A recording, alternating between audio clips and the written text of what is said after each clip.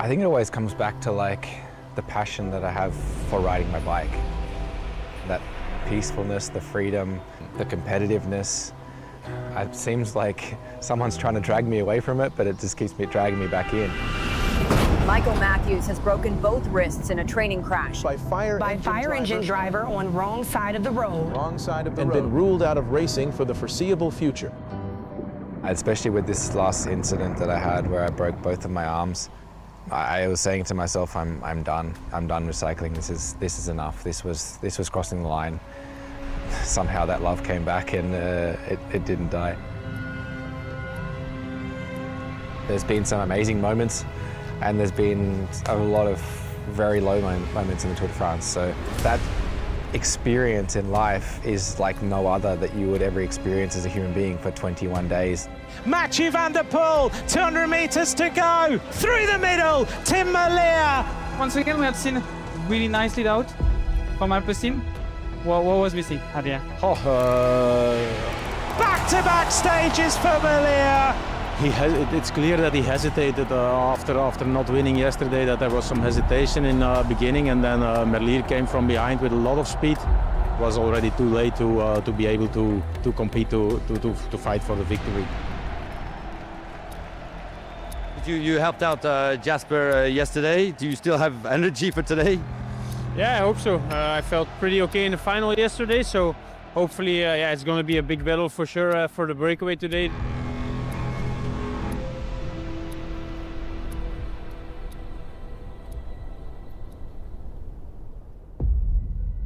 Four categorised climbs on a shortened route due to the heat. Too hard for sprinters plus too easy for the GC fight usually equals a breakaway win.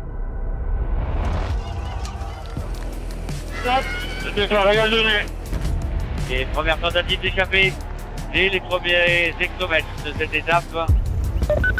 Guys, come on, wake up! Guys, wake up, be in the front. Into the back of the peloton, Merlier is not having a good start to this race. No, Bacek takes the front.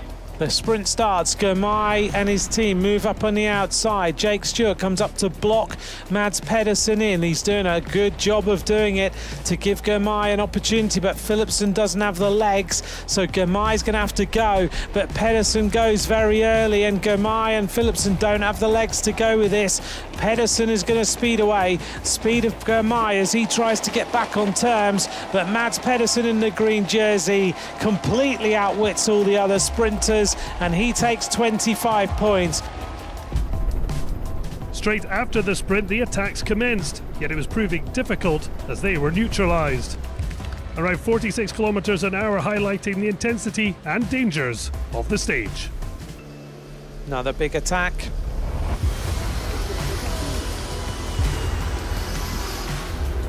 Finally, a big group did detach themselves, 16 riders together, until two chose to kick on, Quinn Simmons and Tobias Johansson.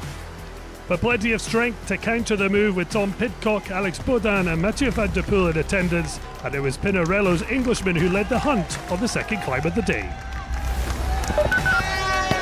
You are the strongest rider in this long group here. Meanwhile, Mads Pedersen fell off the back of the UAE-powered peloton.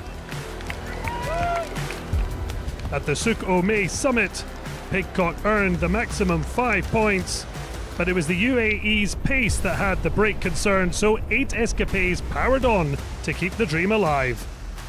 While they fought it out, the effort and heat was still having its effect. Et jonction, Mads Pedersen et Michael Matthews parviennent à revenir dans le peloton maillot jaune. A grandstand finish, 50 kilometres to go, and just a minute in hand.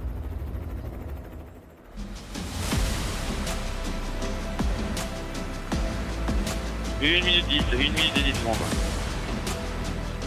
There we go. Big acceleration.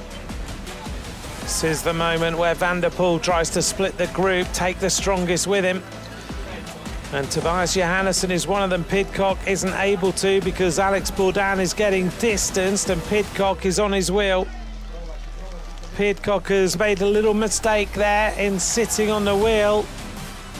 and he's not going to be happy now. No. He's trying to kick it. He's just given it a proper smash to see if that works. No, he's dropped something.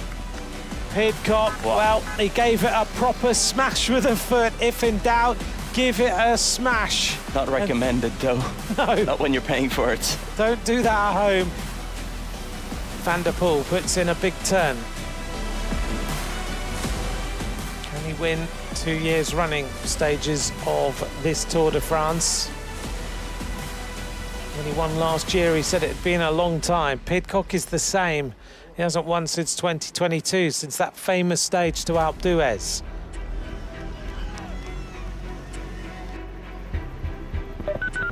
Come on, guys, we're going to go. We're going to have a chance at a Tour de France stage today. Come on, we've been waiting 9 days for this. 9 days, boys.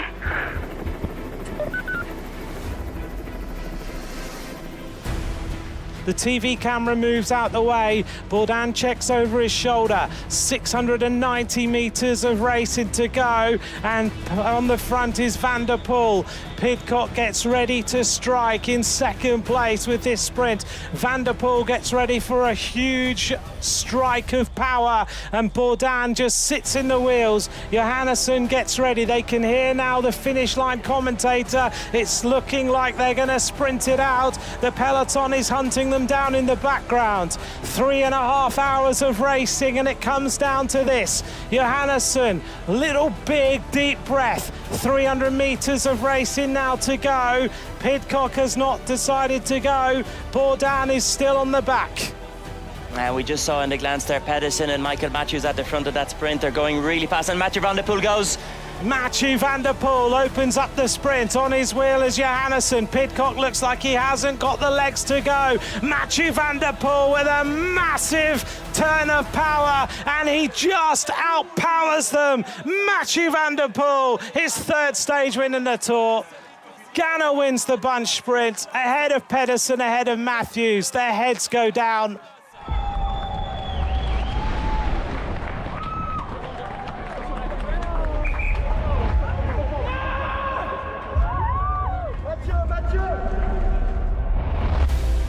It took 4 years between his first and second stage wins. Now the Dutchman has earned stage victories in successive tours for the very first time.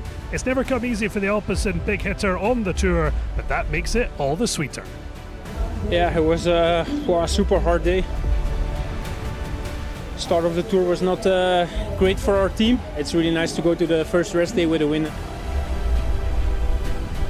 Maybe it's a one-day festival, but at least it was a nice one.